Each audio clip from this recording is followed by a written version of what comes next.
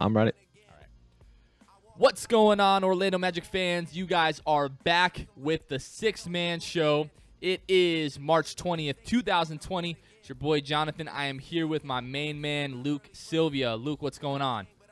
Good, man. I'm just, week whatever of quarantining, and same old song as everybody else has right now. I'm just trying to not be so bored. I have the same exact feeling, my man. I have lost count of the days, the weeks, how long it's been. I think we kind of started a little bit earlier in the quarantine than most people here in Florida did. We started like the first or maybe second week of March. And apart from a quick little 2-day trip up to North Carolina to pick up my mother to bring her back to the state of Florida, I have not really left this house.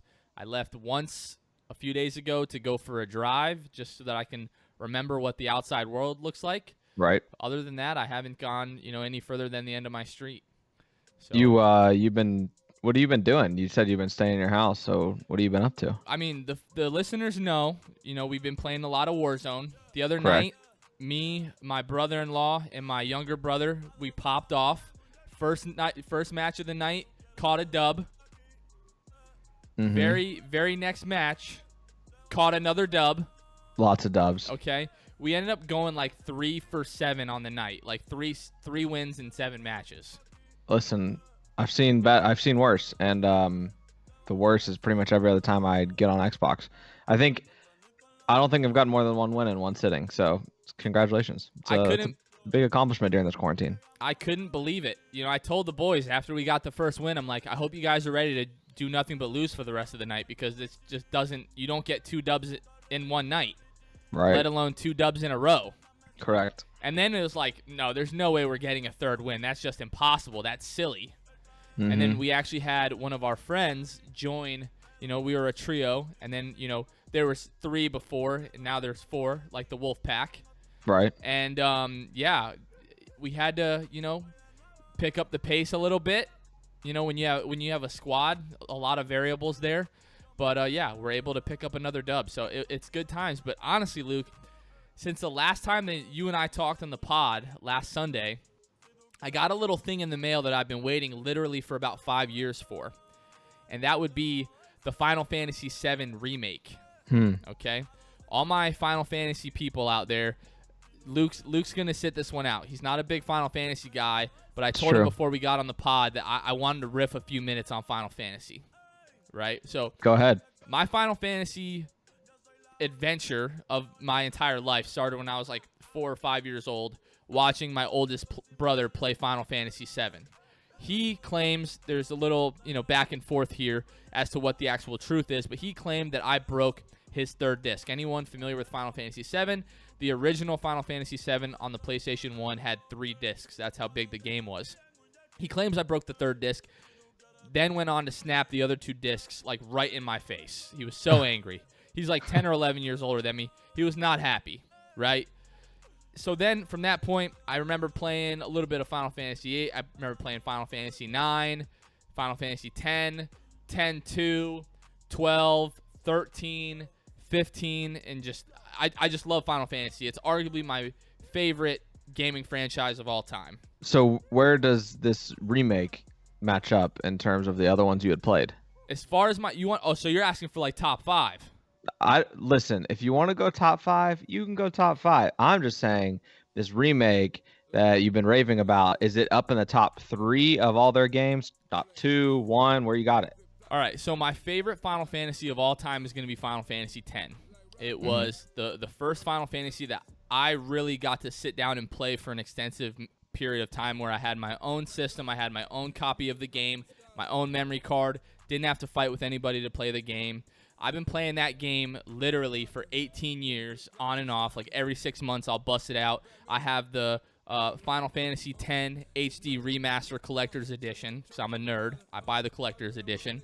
And I'll play that game for a few weeks, like every 6 months, and I just never get sick of it. It's just such a good game. Obviously, the nostalgia is a huge part of that for me. So Final Fantasy X is my all-time favorite game. Like, nothing else is even close. Mm-hmm. Now, from that point, it gets a little bit tricky. The only other Final Fantasies that I've actually beaten and played all the way through are going to be Final Fantasy IX, Final Fantasy 12, and Final Fantasy 15. Final Fantasy 7, I never really got my hands on my own copy until a few years ago. And believe it or not, I've had a lot of issues with finding TVs that are made now that will handle the crappy resolution of a PlayStation 1 game. So Right. I downloaded Final Fantasy 7 off of like the internet, so it's on my computer. I bought it off of Steam. My plan is between now and the next edition of the Final Fantasy 7 remake to play the original and beat it. There's However, multiple editions of this? we're going to get into that, Luke. Just pump the brakes a little bit, boy. all right? All right. I thought I was So- getting my Warzone partner back soon, but apparently not. No. Well, I might come back to Warzone. Well, that remains to be seen. But so Final Fantasy VII is just really nostalgic for me because I remember watching my brother play it. I have played the first disc in its entirety. Obviously, Cloud and Sephiroth are characters in the Kingdom Hearts games. Yeah, you don't know that. I'm nerding out hard right now. You I are. appreciate you letting me have the floor for this. Yeah. But yeah, them being in Kingdom Hearts and playing Kingdom Hearts as I've grown up, so I just have like a strong, like nostalgic connection to this game that I've never even played completely. So people have been begging for years and years for Square Enix to make a remastered version of Final Fantasy VII.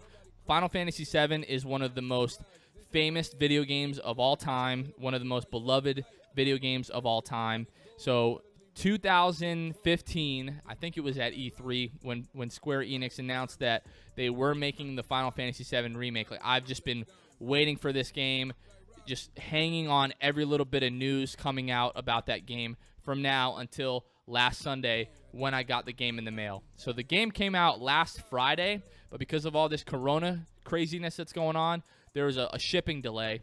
So I got it Sunday. I think by the time I ended up editing the pod and winding the night down, it was like 2 a.m. And I said, I still have to play this game. So I played until like 4 o'clock in the morning, still got up for work the next day and everything like that. Since then, every single night, as soon as the kid goes to bed at like 7:30 or 8 o'clock, I've been playing from like 8 o'clock to like 2 or 3 and sometimes 4 in the morning. Just, I cannot get enough of this game. So anybody that, whether you were like kind of questioning whether you wanted to play the remake for whatever reason, because if you played the original, I just think you have to play the remake.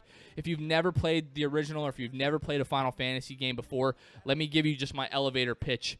I don't really know what an elevator pitch is, Luke, so don't hold me to this, but if I saw you in an elevator and you asked me, tell me about Final Fantasy, I would not let you out of the elevator until I finished what I was saying. Yeah, I'd be scared that you wouldn't let me out at all. Exactly. So this, Just keep telling me. Eventually. So this is Maybe. what I would say. Just phenomenal story. Like the character development is just so wonderful. Like the beginning of the game, Cloud is just this really cold and just not personal at all. But as the game goes on, they did such a good job with the writing and the voice acting, especially of really bringing that character to life. I can't speak enough of how well they did with creating the characters and bringing them to life in their remake. But then just like the combat system, because original Final Fantasy VII, a lot of people know, was the old, very slow-paced turnstile combat, which I love. I love that about Final Fantasy VII. I love about Final Fantasy X. But they definitely made the combat much more fast-paced. At times, it's really, really stressful, but in the best possible way. It's very, very rewarding when you kill a tough enemy or you kill a boss. The way that they brought the city of Midgard to life, the different slums and everything like that. Sephiroth, in my opinion, one of the greatest video game villains of all time. The way that they just brought him to life, and once again, the voice acting was just phenomenal. They changed certain things about the game as far as the story goes, so it's not the exact same thing that happens in the original, but it stays really, really true to the general plot. But I'll wrap it up. If you haven't played that game, if you have any interest in playing that game, just go play it. Back to your original question, it's got to be 2 or 3 for me in Final Fantasies that I've ever played in my life. It's really just a wonderful, wonderful game. I'll say Final Fantasy X is number 1. Man, I'll call Final Fantasy IX and Final Fantasy VII Remake 2A and 2B only because I've never played the original Final Fantasy VII all the way through. And then being as how 12 is the only, well, 12 and then 15. I'll put 12 at 4 or 3, whatever that is, and then 15 at 3 or 4. Luke, I appreciate you doing. I know you have no idea what I'm talking about right now. Hopefully, somebody out there is a Final Fantasy fan and they got something out of that. Yeah, guys, in case you didn't know, this is a podcast about the Orlando Magic and NBA basketball. But Is if it you've been really? with us, I didn't if you've even been know with us that. the last 7 minutes of our lives, it's been about video games. So that's fine. That's what it is. We do what we have to, and It's news is. quarantine, man. There's literally nothing going on about the Orlando Magic. So what It, do people expect us to talk about? it's at this true. point? They expect us to talk about this next thing, which I have a question for you.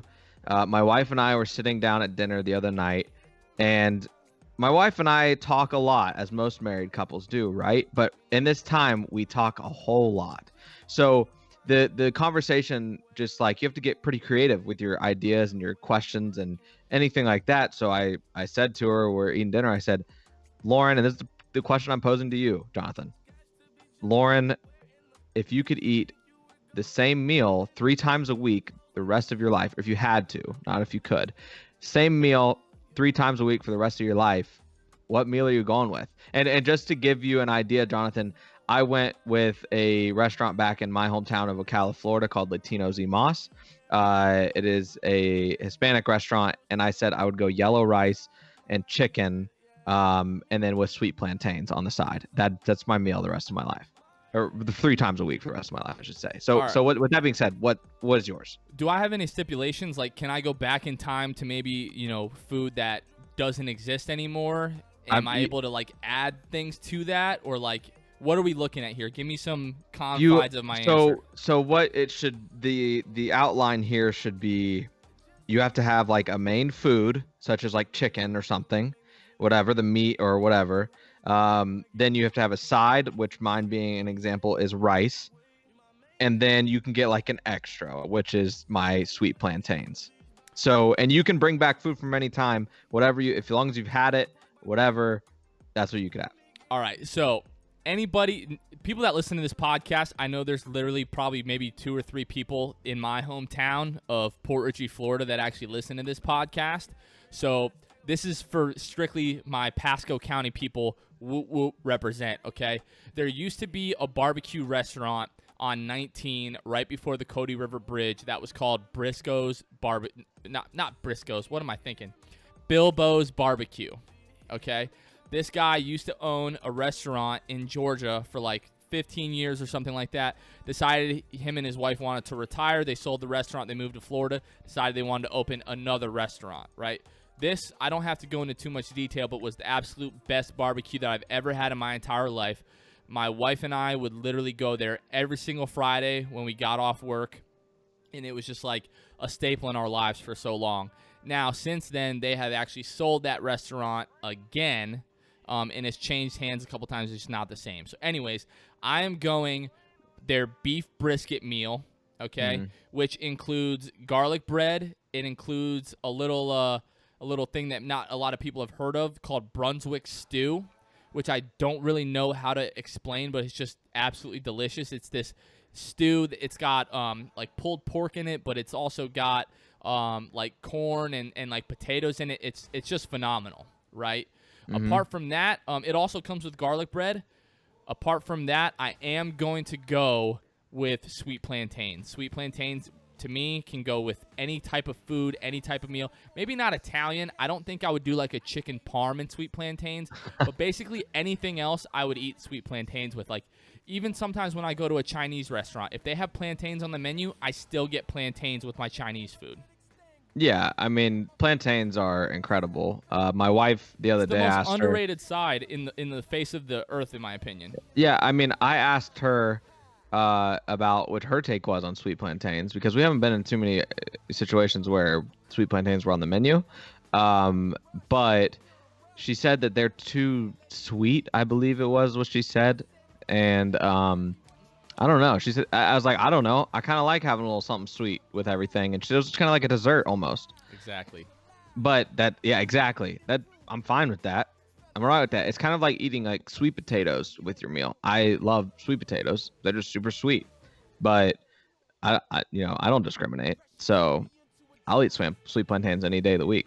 I don't like sweet potatoes, but I love yams. and I love sweet potato fries, but I can't just eat like a sweet potato. Is that a texture thing? I don't think so. Obviously with the yams. Sweet potato fries taste a lot like sweet potatoes, Jonathan. Yeah, I don't know. Oh, and sweet potato chips. I love sweet potato chips, but I will not eat a sweet potato. You have some interesting eating habits. You know what? I don't think I've actually ever tried to actually eat a sweet potato, but I've just seen it and a handful of times. If you like sweet potato fries, okay, Jonathan, here's where you start. It's like with coffee, which I don't drink, by the way. It's like with coffee. You can't start with a black. You can't start with a sweet potato plain. You have to butter it up, maybe put a little cinnamon sugar on top of it, and that's incredible. That's incredible, right? I like that. Once I got more into sweet potatoes, I just do butter on it, and that's it. But cinnamon sugar on top, it's very good. Obviously, when it comes to the yams, I'm talking candy yams, your Thanksgiving style with the marshmallows and everything on top. So the marshmallow, I'm a big marshmallow guy. I love s'mores, so the marshmallow goes a long way as far as doctoring up those candied yams. But I do think I'll have to give the sweet potato another try. Going back to the plantains, the sweet plantains, something that was kind of funny. You might find this funny as well. So my dad, right, he's not a big basketball guy. He's not a big sports guy, so he doesn't listen to the pod regularly. Right. But my dad, he's a Christian. I thought he would really enjoy the conversation that we had with Jonathan Isaac. Yeah. So I sent him, that episode, and I reached out to him a couple days later, oh, hey, did you check that out? He's like, I'm not really into basketball. I'm like, no, Dad, you really should check it out. I think you'll enjoy it. He goes, all right, I'll sit down and I'll listen to the entire thing. Yeah. I call him expecting him to talk to me about Jonathan Isaac and, how much he liked, the interview and our conversation and everything like that. No, you know what he leads with? What? Where do I get some sweet plantains? I've never had sweet plantains before. That's what my dad took away from the Jonathan Isaac interview, was that he needed to try sweet plantains. That's right. We did touch on sweet plantains, didn't we? For 3 seconds. And your dad, that's what he got out of it. Listen, we are a podcast for every audience, and that is proof. The man wanted to find sweet plantains after that. Absolutely. Jonathan Isaac might not have led anybody to Christ on that podcast, but he led my dad to sweet plantains. Sweet plantains. Hopefully both, but we definitely know about the sweet plantains. We know about sweet plantains. That's great. And, speaking of that guest, Jonathan Isaac, we had on, we got a little something else cooked up for the Six-Man Show fans. We got a little something up our sleeves. We do. And this episode will release Monday, which would be April 20th. But then later this week on Friday is what we're shooting for. I'm sure we'll have it out to you then. We will have a special guest on. It is not a player. It is an Orlando Magic fan. They have been to many games. There's documented proof of this. They make some videos on a platform you might know called YouTube. And, we're excited to have them on. It's a first for us again. So we've had a lot of firsts here in this past month and a half since we started co-hosting together on the Six-Man Show. So, Jonathan, I'm excited for it. I hope that they'll tune in. We'll continue to tease it throughout the week, and hopefully they enjoy it as well. Yeah, man, I'm super, super excited. Obviously, don't want to throw the name out there just yet. Want to keep it a little bit of a surprise, but should be a lot of fun. Really looking forward to it. It's going to be a good time. Should make for a great episode. You said that we're going to be recording that, I think, tomorrow, and then we'll be releasing that Friday. So be on the lookout for that. But Luke, we got a couple of news items actually related to basketball. If you want to touch on those really quickly, if you actually want to get into basketball, we can do it. You did mention that this was an Orlando Magic podcast, so I think at some time we should try to get into that a little bit. Yeah. All right. So what do you got? What do you want to get into? Okay. So first of all, tonight, obviously you guys will be listening to this on Monday, but tonight at 9:00 Eastern, ESPN is releasing parts 1 and 2 of The Last Dance, the Michael Jordan documentary. What season was this filmed during again? I thought, was it only the 1997 season, or is it kind of doc? I think that's why they called it The Last Dance. Right. That would make sense, wouldn't it? It's kind of his last stretch after he came back from playing baseball for reasons that they don't want to talk about. But the 98 Bulls. The 98 Bulls. Okay, so it was that season. So, yeah, I mean, it's going to be entertainment. They made the right move pushing up the release date. It was supposed to air in the summer, I believe. So here we find ourselves April 19th, and they're airing it, which is great. I mean, listen, Sunday nights after we record the pod, I don't have anything else going on. So, I'm sure that we'll be kind of working on this pod, putting it together, piecing it together while watching that documentary, parts 1 and 2 tonight. I am really excited. For obvious reasons, Michael Jordan is arguably the greatest basketball player of all time. Yes, it is arguable. If you want to argue that, come see me in my Twitter mentions. We'll get into it. And while you're at it, you can tag me at Luke Sylvia 96, and we can all talk about it. Luke and I will gang up on you. Is what happened. You'll get jumped in our Twitter mentions. No, I'm totally kidding about that. But no, like, I wouldn't call myself the biggest Michael Jordan fan, but obviously every single kid growing up, playing basketball, huge Space Jam fan as a kid. I watched that movie probably 100 times, not only because, of Michael Jordan, but also because of the Looney Tunes. What kid doesn't love Daffy Duck, Bugs Bunny, and, the rest of the gang and all that stuff? Lola Bunny. Still a big Lola Bunny fan. Still. Pause. But anyways, I'm also a huge fan of my wife. Let me just throw that out there. But yeah, so I'm excited. Obviously, it's going to cause for a lot of heated conversation on Twitter, which is always very, very entertaining to follow. Not so much to be a part of, but I'm going to try to avoid that best that I can if I can help it. But no, I think it's going to be really great because, we're going to get a look at Michael Jordan that 99.9% of the planet has never seen before. It's going to be, really, really maybe educational isn't the right word, but you're definitely going to learn a lot. You're going to, definitely I think we're going to come away from this with a new perspective on Michael Jordan. Michael Jordan is a little bit worried that people are going to think he's a horrible person. I could think that you could argue in a sense that he wasn't the best teammate ever, which a lot of people will argue. Can't argue with results, but, whatever. Yeah, so, it is what it is. But like I said, great entertainment to during this quarantine. There's something you can't deny, and that is that Michael Jordan is an entertaining person. Yeah, once again, one of the greatest basketball players of all time, one of the most accomplished basketball players of all time, most beloved, most idolized, everything like that. So you can't take that away from him.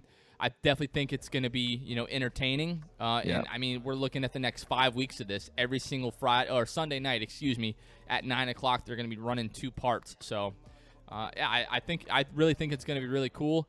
It's going to be weird to see if, you can kind of go back eventually and kind of watch it in its entirety, kind of like you do with like a Tiger King or something like that, where you can kind of binge it, because then, certain things will kind of, jump out to you. Obviously, when you're watching 2 episodes a week, things are going to kind of get lost and you're going to kind of forget things. But yeah, I definitely think it's cool. It's cool that, Michael Jordan is going to be kind of, in a way, kind of revealed to like a younger generation that never really got to, witness him. No pun intended when we're talking about one of the greatest players of all time. But, even to somebody like myself, I've obviously gone back, watched a whole bunch of highlights. You've heard of people talking about Michael Jordan your entire life, but there's a lot of things that I just never got to witness. So that part, I'm looking forward to it. And, so we'll see what happens with that. I'm sure everybody's going to tune in. Let us know what you guys think about that. Next order of news this week, Adam Silver was quoted that the NBA has started discussions as far as if the NBA returns, what is kind of inevitably going to look like the league will probably have to play in a bubble, right? Yeah. Meaning they're going to be playing in front of fans. They're going to be living, in hotels with, minimal contact with the outside world. There's going to be tons of testing and everything like that. They have said that there's nothing kind of decided yet, whether that is going to look like it's in Las Vegas or whether that's going to, be in Orlando. Now, Orlando Magic fans, there's a writer for Yahoo, I believe. He covers the Boston Celtics, but he does, root for the Magic a little bit. He, will put some commentary out there. He's been on, Philip Rossman Reich's podcast in the past. So Keith Smith, Luke, tell us a little bit about that piece that Keith wrote, what his idea was for the league being able to return to action. Yeah, so he came and wrote this article that kind of was something I hadn't thought of, which it was almost, once he explained it, it made a lot of sense, and it probably makes the most sense. It makes more sense than Vegas. It's just, in its entirety, I think it's a great idea. I don't know if if both sides will agree, but it is that the remainder of the basketball season be played at the ESPN Wide World of Sports complex, which is in Orlando, Florida. And unfortunately, normally people get excited. Yeah, it's in Orlando, but there will be no fans if this does happen. So we wouldn't even, those in the Central Florida area and like you, Jonathan, those people would get to really enjoy it in its entirety and in person. But it is exciting in the sense that this could bring basketball back. And the reason being, they have housing, they have resorts at Disney. I believe they have multiple basketball courts. It says here, yeah, in the article, that Wide World Sports can offer more than 12 courts, broadcast-ready facilities, and everything else the NBA would need. And I think you can't argue with that. There's a lot. You can house the players. The resorts, I believe, if I'm not incorrect, aren't being used right now at all. Disney is completely in shutdown mode. So if they would agree to bring in the NBA, and maybe, who knows, maybe Orlando, we finally see it pay dividends that Orlando's sponsor on their jersey every game is Disney. Maybe Disney will say, you know what? Yes, we have ties to the NBA. We have sports facilities. Let's bring in all these teams, generate some revenue with TV deals. Who knows what they can kind of bargain out with the NBA. I think that I think it's a great thing. I think it would be a great opportunity for Disney as well as the NBA, and a great opportunity for us. Because guess what, Jonathan? That means we have NBA basketball back, which we've missed so badly. If anybody follows us on Twitter, I put a little edit together today to the tune of Blink 182's "I Miss You." Everybody listening to the podcast needs to know one thing, and that is that Luke Sylvia is not a fan of Blink 182. We're not going to get into that, but to each their own. Mm-hmm. But just doing that, Luke, just made me realize how much I miss basketball in general, but specifically the Orlando Magic. Just seeing our guys, just go to war night in and night out, rooting for those guys, cheering those guys, cursing those guys at times, and then cheering them 2 seconds later. Just all the good, all the bad. I really just miss Orlando Magic basketball so much. But back to what we're talking about with Keith Smith and this article that he put together with Walt Disney World and everything like that. To me, it makes the most sense. And to me, if the NBA is going to come back this season, that is what I think is probably the most likely option. I know the parks are closed. I don't know if the hotels are completely closed right now, but I'm sure they're mostly vacant. They talked about the Pop Century and All-Star resorts specifically, just because of their proximity to the ESPN Worldwide of Sports. And then, like you mentioned, they have so many courts there. They have the ability, all the broadcast stuff and all those capabilities are already set up there. So, but man, just honestly, do whatever you got to do, Adam Silver. Just get basketball back, man. That's all I want at this point. Yeah, and another thing is, and that's brought up in the article, the Art of Animation Resort and Pop Century Resort are connected resorts to each other, and Art of Animation, not All-Star. My bad. Yeah, and they've got almost 5,000 rooms, so no reason that we can't, get those players. And if they're worried about, too big and, if there are people there, I don't know. But then, it goes on to say, if more high-end accommodations are desired, this brand new Riviera Resort is nearby as well. It's much smaller with just 300 rooms, but has all the food, beverage, recreation accommodations that would be necessary. So I think there is a lot of options. Disney itself presents a lot of options. So I think that hopefully we can kind of get back into that 25-day plan that we talked about last week. That would need to happen in order to get back into basketball, training camps, individual workouts, so on and so forth. But yeah, if we want that to happen, we need to get the ball rolling. I say that as if we can do anything about it to get the ball rolling, but I'm basically begging Adam Silver at this point to get the ball rolling on this. So what your last comment there when you said we can do anything to get the ball rolling, I haven't asked you, what is your take on when people refer to their favorite sports teams as we? When I say the Orlando Magic, I say we need to win a title, we need to do this. What's your take on that? Because some people find that pretty weird. Yeah, I've heard that before. I don't really think that I really care when it comes to NBA basketball in terms of how people refer to their teams. I say we, I'll say they when I refer to the Magic. It goes back and forth for me. I switch my my pronouns and on that which I refer to the Orlando Magic or any NBA team. But I will say the issue I have with college sports is my thing is if you didn't go there, don't say we. Oh, so you're a purist. Yeah, when it comes to college sports. And I said the reason that it got instilled in me is because the radio internship that I had in Ocala, a few years back, I would refer to the Florida Gators as we. And one of the co-hosts of the show would always tell me, "Oh, did you go there? Do you play for them? Like, are you connected with them?" And I was like, "Well, no." And then eventually I went to Florida, and you know what? I stopped referring to them as we until I graduated from there, or went there. Sorry. Right. So yeah, I don't know. When it comes to NBA, I don't know. I don't have a take on it. You can say whatever you want.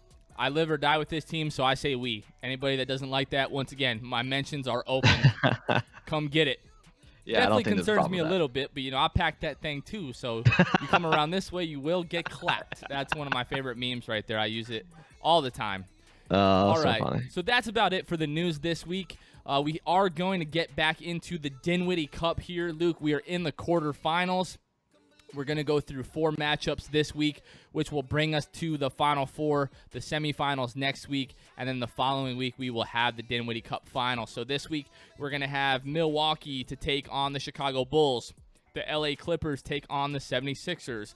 The New Orleans Pelicans take on the Houston Rockets, and then the Toronto Raptors take on the Atlanta Hawks. I feel really bad for the Bulls. They have been so hot and they have played so well to get to this point, but I think they are getting swept today, Luke. Looking at these series, I think the Clippers, 76ers, and then the Pelicans and the Rockets series, those are really our only hopes at having close series this week. Yeah, and would like to point out, weekly reminder, my team that I predicted is still in it. So Very there's true. that. Very true. Very true. And your pick got knocked out last week, so that's it. The Lakers did get knocked out last week, absolutely. So I'm just going through some of the preliminary stuff here. Looks like it's going to be Rockets at Pelicans, game 1. That actually, Rockets should have home court advantage in this, but whatever. That's okay. Let's go through this here. All right.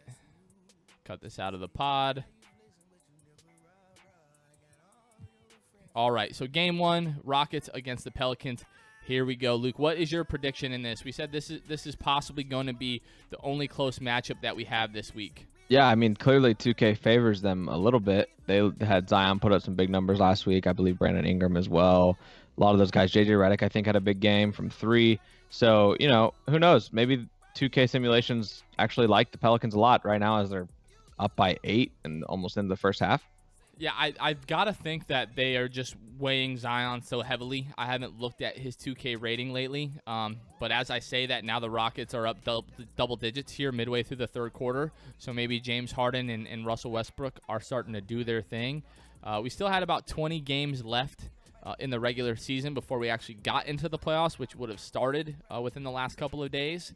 But just the Harden and Westbrook dynamic, I was really, kind of eager to see what that looks like in the playoffs and kind of see, because regular season, you can get out and run as much as you want, but in the playoffs, everything slows down. And what is that going to look like full time in the half court? But game 1, the Pelicans take 105-99. They were getting smacked around there in the third quarter, and I think they outscored them by 9 or 10 in the fourth to give them that 6-point win. But yeah, I didn't see that coming. You just kept talking, and I just watched the score change a lot. So yeah, Pelicans came alive in the fourth quarter. Take game 1, so they're up 1-0 against the Houston Rockets, which would be another upset. But the Pelicans be on a roll. All right, we're gonna get into Clippers Philadelphia here. Let's go ahead and simulate this here. All right, so we'll have to forget about game 1 there. All right. I hit simulate with Simcast, and it just simulated right through the game there. Huh. Okay, very interesting. Thank you, 2K. All right, so our next game here is going to be Hawks-Raptors game 1. All right. All right, now this, okay, so far Atlanta is out to a hot start. We're up 11-1 in the first quarter here, and they are just expanding this lead in the first quarter. I have no idea what is happening to the Raptors right now. Again, this is the beauty of video games and 2K. I say it every week. Anything can happen. And this is why this is a little unrealistic, because maybe the Hawks get one blowout game against the Raptors if Trae Young goes crazy, as the Raptors kind of shrink this lead to only 6, now 4. So who knows what ends up happening, but you got to think the Raptors would win this series pretty handily.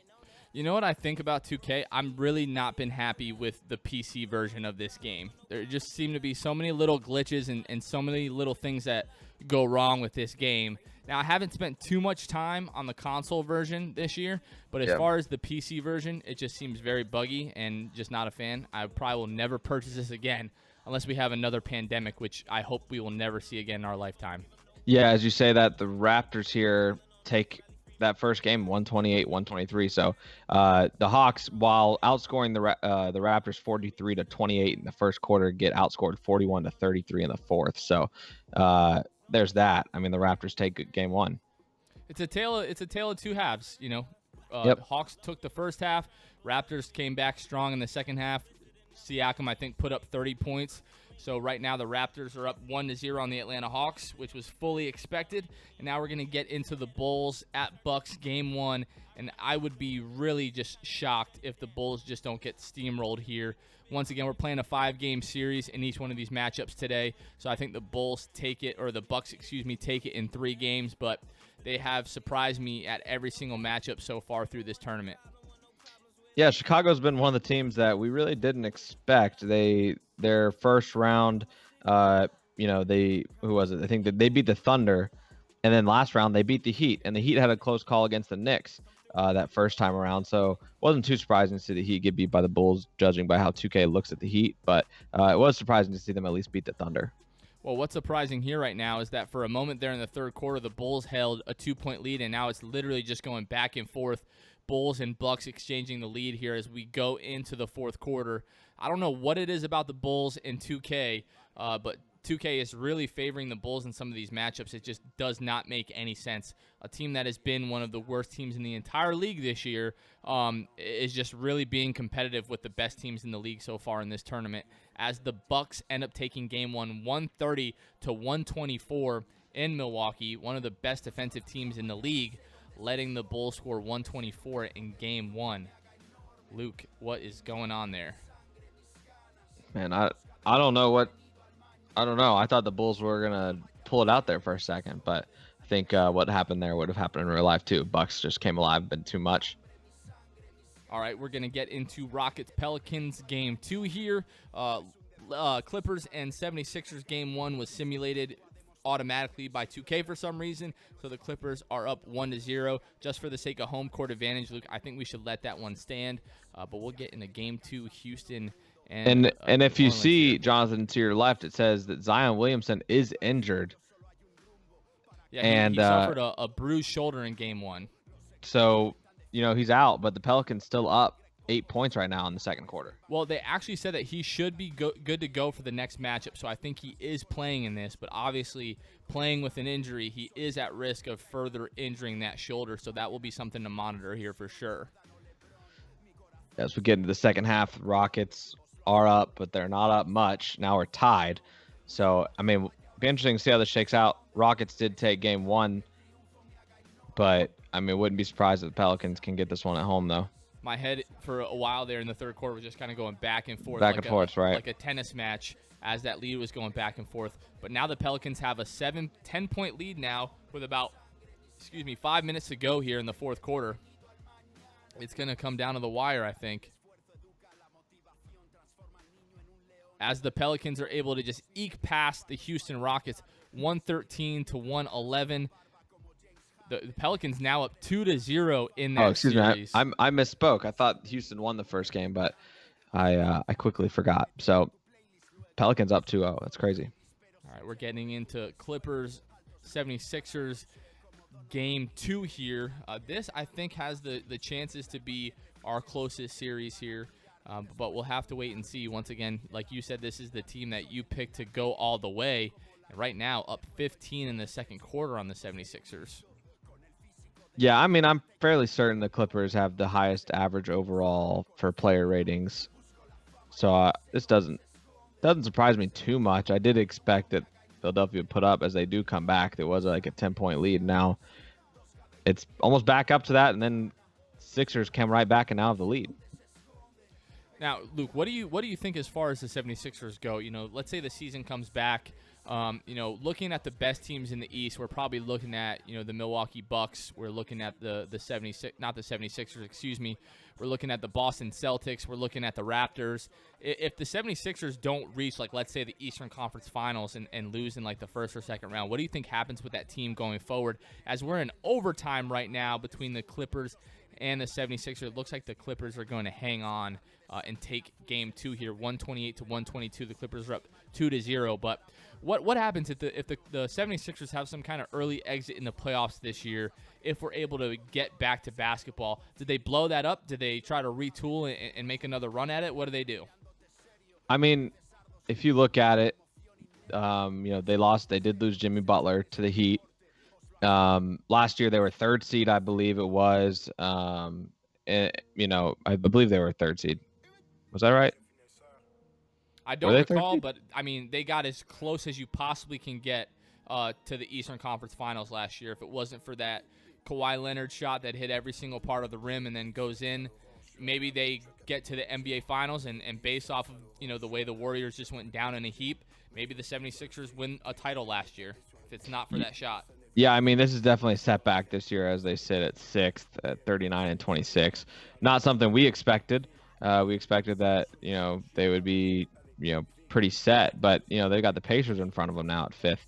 So technically they're tied, but I guess the Pacers probably have a tiebreaker over them. So I don't know, man. I guess you blow it up. We're looking right now. The Hawks are trailing Toronto 12 points with just about a minute to go in the 4th quarter here. So it looks like Toronto is going to take game 2. They are up 2-0. Each one of our series right now is 2-0. Milwaukee, Chicago is 1-0. We're going to get into that now. I agree with you. I feel like if they were to have some kind of early first-round exit, I think it's time to blow up the Simmons and Embiid dynamic. I just don't think they play all that well off of each other. I definitely think Ben Simmons needs the ball in his hands. Embiid needs the ball in his hands as well. And too many times, Embiid's got the ball, like high post, and Bill Simmons is just kind of standing underneath the rim, clogging up the lane. So it's just not a great fit in my opinion. I think the guy that you stick with is probably Embiid in that case, but I don't know how you feel about that. Jonathan, just humor me here. Do you think that a guy named Markelle Fultz fits better with Joel Embiid? 100%. Oh, that's weird how that works, huh? Yeah, you know who doesn't fit well with Joel Embiid? Jonathan Simmons. Boy. Who doesn't play in the NBA anymore. Doesn't fit on that team. He doesn't fit on any team, apparently. Nope. He's a G Leaguer again. Oh, my goodness. We're looking right now at Bulls-Bucks, and the Bulls are taking game 2. What is going on with the Bulls? I have to look at the box score because this just does not make sense to me. Yeah, I don't know where they're coming from here unless Levine's putting up 60. Middleton, 18 points. Levine, 25. Markkanen, 24. Wendell Carter, 17. And 15 rebounds. My goodness. Yeah, that's another thing. Larry Markkanen has been playing at a pretty high level in these simulations. I remember the first round he was pretty good as well. But I just don't think 2K's taken into account that he's taken quite the hit in his points this year. And, he's not the player that 2K is saying he is right now. 2K, whatever you see in the Bulls, the rest of the world in reality does not see it. So we're jumping into game 3 here. Rockets and Pelicans. Rockets up 10 at the end of the first quarter here, as the Pelicans are now coming back in the second quarter, trying to make this a close game. And now the Rockets are just kind of extending this lead again. I mean, Russell Westbrook popped off in game 1, or was that game 2, had about 38 points. Haven't seen a big performance by Zion Williamson yet, as the Rockets hanging on to a double-digit lead as we get closer to the 4th quarter. But now here come the Pelicans, 3-point lead. And the Rockets here, this is a big swing game for them. So they need to get this to keep momentum going into the series. Obviously, it's over if they lose. So they're kind of fighting for their lives here, win or go home. All right, this is a close game here, 101-106, 130 to go. It is a potential elimination game. The Rockets don't win this game, they go home, so we are going to jump into this one here. One of the few times we've gotten to jump in here in the last few weeks. Yeah, 2K just I don't they don't believe know in what close to say. games. They don't believe in close games. I mean, this just goes to show you that it really is a simulation. Yep. It's a basketball simulator, and yeah, it just does not go the way you think things would go in real life, unfortunately. But that's the nature of the business. It's a quarantine. Things are weird right now, and they're going to be weird. So here we go. Rockets with the ball, up 5, 1:30 to go. And we've talked about this before. As Russell Westbrook turns it over, he's got that Gatorade symbol. He's gassed. He's probably playing he's all tired. 48 minutes. James Harden puts it in, so now they're up 108, 101. He kind of salvaged that possession there for him. I think the Rockets are going to be able to hang on to this lead now. They're up 108 to 101 with 110 to go. You need a big three here, I think, from the Pelicans or an N1, but Jahlil Okafor battling down low is probably not going to be your way you win there. Definitely not. As he knocks down the first free throw, being fouled by Robert Covington. And he knocks down the second one. Pelicans down 103 to 108, 1 minute to go. It's not over. It's not. You got to stop and score, and you're kind of right back in it. And maybe you get a 2-for-1 at some point. Wow. Westbrook just lays it in with contact. Tough finish over Jahlil Okafor, and you got to think that's probably just going to about do it here. We've got about 50 seconds left in this one. Look at Zion. He's wearing that left arm sleeve, probably nursing that shoulder. Lonzo for 3. No good. Rockets rebound. And you got to think at some point the Pelicans have to think about fouling here. Doesn't look like they're going to. They might be waving the white flag. It looks like they are. Harden for 3. It's no good. Here we go. This is going to be the Pelicans' last shot here. I think you've got to go for a 3. And it's interesting. Zion has not touched the ball, I don't think, in those last minute and a half that we've been watching. It's been all Lonzo and Jahlil Okafor trying to get it done, but you'd think they would go to Zion. And now the Rockets are just going to run the clock down. 10 seconds left. They're up 7. So there will be at least a Game 4 here as the Rockets get their first win of the series. And that's just going to wind all the way down here. There we go. That game has finished up. All right. Okay, and I don't know. We're going to have to force a win here. And once again, 2K is not forcing that win. And once again, trying to force a win for Houston. 2K does not want me to do that. All right, so we'll simulate this. Pelicans, there we go. All right. Thank you, 2K. Somehow that works out for us. Yeah, it just doesn't make any sense. But back to my point about this PC version of 2K just sucking. But that's for another time. As we get into Game 3, 76ers and the Clippers here. This is a potential knockout game here. If the Clippers win this, they will move on to the semifinals, Luke. Yeah, that'd be a big one. I mean, that means they're still in it. My pick would still be alive. But they're down double digits right now to the Sixers at Philadelphia about 5 minutes ago in the first half. As long as you've got Kawhi and you've got Paul George, you've definitely got a chance. Tie game here now in the second quarter. I think this one's going to come down to the wire. It looks like this actually might be a competitive game. Hopefully we'll be able to jump into the end here and watch the last couple of minutes. Really, no team has been able to, as I say that no team's been able to break open the game, the 76ers now had a double-digit lead late in the third quarter. And they are up 10 in the seventh quarter, about 6 minutes to go now. Let's see if the Clippers are able to make a run at it here the last few minutes. And no, it looks like the 76ers are going to hang on to this one and win 117 to 110. So that series will continue. We are going to head back to Chicago now. Oh, no, we're heading to Atlanta. Excuse me. All right. Raptors, Hawks. I believe Raptors have a chance to close it out here, Luke. Yeah, this would be big for them. And considering that the teams facing elimination have both pulled it out so far, I'm interested to see how this one can go as they're up. Raptors are tied right now in the second quarter, actually. I saw that, speaking of the Hawks today, Trae Young tweeted out that he feels like this The Last Dance documentary is going to alter his opinion on who is the greatest basketball player of all time. Yeah, I saw that. That's interesting. I don't know. Is his stance that He's got to be. LeBron? He's I got to mean, be. I guess, but I don't know. That's just a weird thing to say. I mean, I guess it's nobody's really verbalizing it, but I wouldn't be too surprised, I guess, if some people do switch their opinions if they were kind of on the fence. Well, my thing about that is why would you let a documentary, as we missed out on the last couple of minutes here as we're talking about the Last Dance once again, but Toronto was able to close out the series here against the Atlanta Hawks, sweeping them 3-0. And a big part of that, Trae Young fractured his left hand in that game, so that was a big reason, I think. Good grief. Well, hopefully that doesn't happen. That's absolutely terrible, but no, I just don't think that you should really alter who you think is the best basketball player of all time based off of a documentary that doesn't change anything on the basketball court. Yeah, That's I mean, just my opinion. It comes down to because a lot of us, Perception. a lot of us weren't around during those times, so it just comes down to if this documentary sways your opinion, it just simply means you probably didn't watch him play, which I'm guilty of that. I didn't watch him play, and maybe this documentary gives enough information to people that now they think, okay, Michael Jordan is the greatest of all time, in my opinion. So who knows? I don't know. It just comes down to if you get your opinion changed by a documentary, you just probably weren't too informed before that.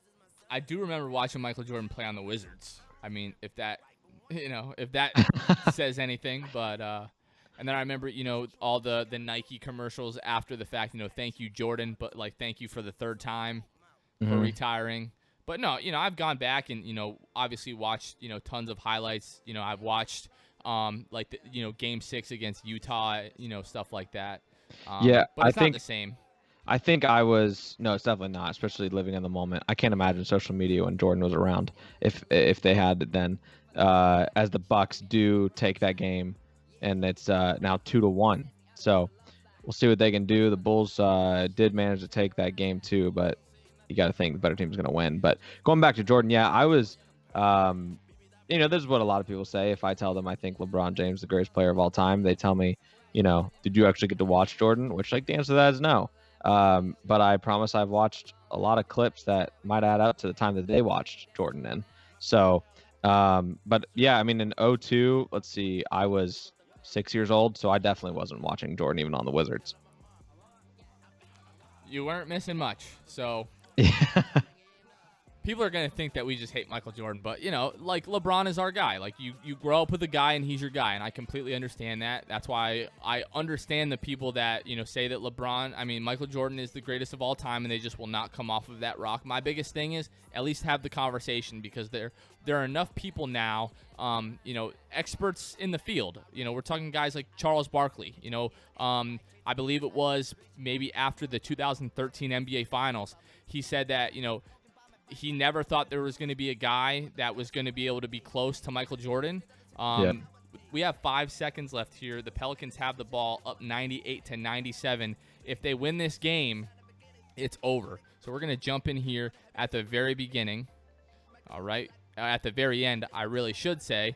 But yeah, so everybody's guy is their guy. It's the guy they grew up with. That's why part of me understands why, like the Kobe fans make such a hard case for that. We'll get back to that in just a second here. We've got the Rockets actually with the ball, down 1 with 5 seconds left. If they lose this game, they go home. So it looks like PJ Tucker's going to inbound the ball to James Harden, and I'll give the play-by-play to Luke Sylvia.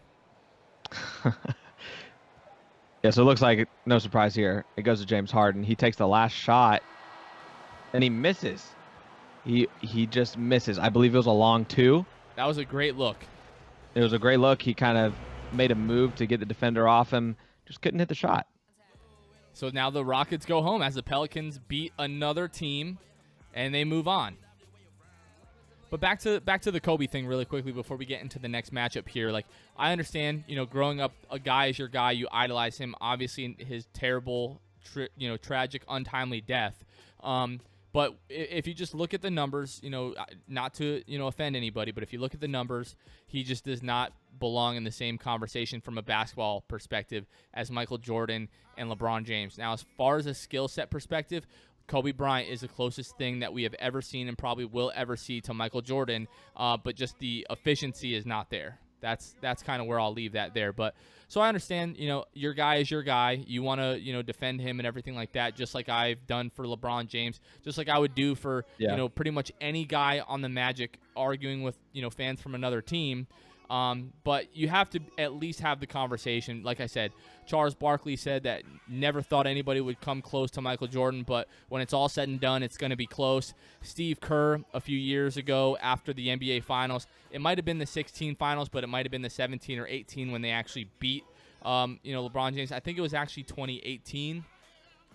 Steve Kerr said, he's seen Michael Jordan, he's seen LeBron James, and any way you want to rank those guys, number 1 or 2 is fine with him. So for that guy who played with Michael Jordan, who literally has witnessed both of those players in person at their very best, that goes a long way. If you're not willing to have the conversation, then I can't have any conversation basketball related with you, because you just won't bring this guy off of this pedestal, which I understand, but I'm not there for that conversation. Are you passionate about that conversation, Jonathan? 100%. My wife just commented in Twitch chat that she'll have to share a video of me with a 5-page essay about why I think LeBron James is the greatest player of all time. Like, I spent hours after the 2018 finals just going through, and it's all numbers, right? Numbers aren't the entire story, but they're, I would say, 99% of it. If you want to start getting into the competition level and everything like that, I'll go blow for blow with anybody on that. I don't believe that, Patrick Ewing's Knicks, who was the second best player on that team, like John Starks, who was like, a 2-time All-Star, not that impressed with that. If you want to talk about the Indiana Pacers, whose best player was Reggie Miller, who was a career 18 points per game player, not all that impressed with that. When you've got LeBron James going up against the likes of, Paul Pierce, Kevin Garnett. We want to talk about the Pacers teams that they played against. Kawhi Leonard that he met in the playoffs. Tim Duncan, Tony Parker, Manu Ginobili, the Warriors. Luke, I'm passionate about this. To answer your question, yes. Yeah. I asked that mainly being facetious because I knew the answer to that after your conversation. You get me going. I can't stop. I apologize. No, that's okay. So where are we at? We're here with the Clippers and the Sixers. Actually, is this series not over? This series, I do feel like, should be over. Yeah, I can't remember, to be honest with you, if it was 2-0 or 2-1 or 3-0. All right, here we go. Now it's 2-2. So we were incorrect on that, as the Philadelphia 76ers blew out the Clippers in Game 4. So that will head to a decisive Game 5. We're going to head to Chicago now, Milwaukee, and the Bulls for Game 4. And if the Bucks are able to take this one, this series is going to be over. So, Luke, what's your give us your take on the great debate, as they say? I know I'm with you on that. I think LeBron is, in my opinion, the greatest of all time. I don't know. I'm not on the same boat as Steve Kerr, where he said you can rank him 1 or 2, but I do take that and don't take that lightly. That, as you said, someone that played with him would say that essentially he said they're interchangeable. So I mean, the debate is at least there. I think the biggest thing is, LeBron leaves Cleveland the first time around. They get 66 wins, at one point, and then the very next season they get 61. Then he leaves, and then they get 19 wins, and they're a lottery team.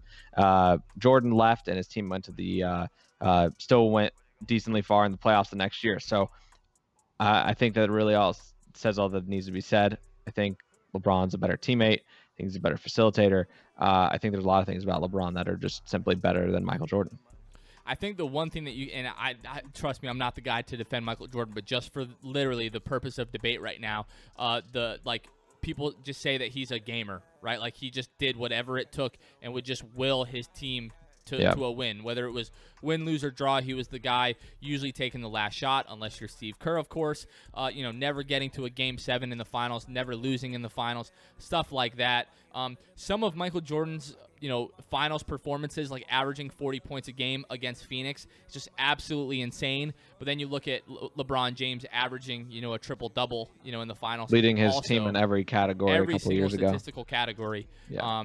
Just absolutely insane. So, like, when he's saying you can rank them 1 or 2, I lean towards LeBron James, obviously. But if you're at least able to have the conversation with me, I can at least be civil with you about that. As Milwaukee beats the Bulls 137-106, so they will move on to the semifinals as well. our last matchup of the night of the Dinwiddie Cup Quarterfinals is going to come down to the 76ers in Los Angeles to take on the Clippers, and we'll see what happens there. All right. Simulate that there. But yeah, this is what's going to happen. What Luke and I are doing right now, a lot of people are going to disagree with the way that we feel about this. I'm sure that we're going to hear about it from some people. That's completely fine. Like I said, the mentions are open. But this is exactly what this documentary is going to do. It's just going to bring this conversation back up. Everybody swore, 3 months ago, Kobe passed, like, all right, we're done talking about this guy's better than this guy. But it's just always going to happen, from now until the end of time. It's just it's inevitable. It's impossible to avoid. Yeah, and like you said, it's impossible to avoid. But the thing that interests me most is who's the next? Is Zion Williamson the next one that gets tossed into that conversation eventually? I mean, I don't know. People said they never thought they'd see someone compare to MJ again, but here we are. LeBron's here. I think eventually someone's going to compare to LeBron again. I don't know how long that'll be. I don't know if Zion's a guy, but these conversations are going to be around forever. As we look at this right now, Jonathan, Clippers are up 30 on the Sixers. So it looks like my pick for champion will stay alive. Absolutely. 102 to 170 in the decisive Game 5 as the Clippers are going to move on to next week. So looking like our matchups next week are going to be, looks like 1 versus 4. So Milwaukee versus the Clippers. And then the New Orleans Pelicans are going to take on the Toronto Raptors. So that would be a 2 versus 3. Actually, not really in our entire bracket, but just the way 2K is showing it to me right now. But it's going to be some pretty interesting matchups. So next week is going to be the semifinals of the Dinwiddie Cup. Obviously, the following week will be the finals. We're going to keep that going. But no, I'm personally a fan of having these conversations. A lot of people say you can't really compare eras. Why not? Just because we say that, just because the game was different, because, the talent level was different, whatever the case may be, situations for different, the dynamic of the league was different. Who cares? That all plays into that conversation and the debate, how the league was different.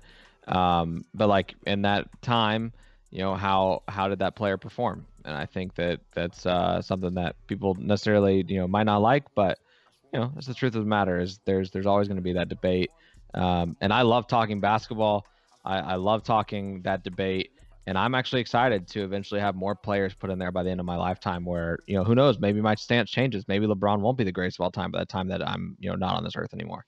Yeah, we don't know. We never know what's coming. Like you said, nobody thought that anybody was going to be better than Bill Russell. Here comes right. Michael Jordan. Nobody thought Michael Jordan, nobody could even get close to Michael Jordan. Then here comes LeBron James. Now, is Zion going to be that guy? He's a rookie, man. I am so far away of being able to say that, but the potential for him to be one of the all-time great players, like a top, 15 to 20 player, I think is there. If you just look at his numbers right now, they're just absolutely insane. The likes of which we've never seen before, as far as like his points per touch and his efficiency and everything like that. But very early in, in his career, I think he's yeah.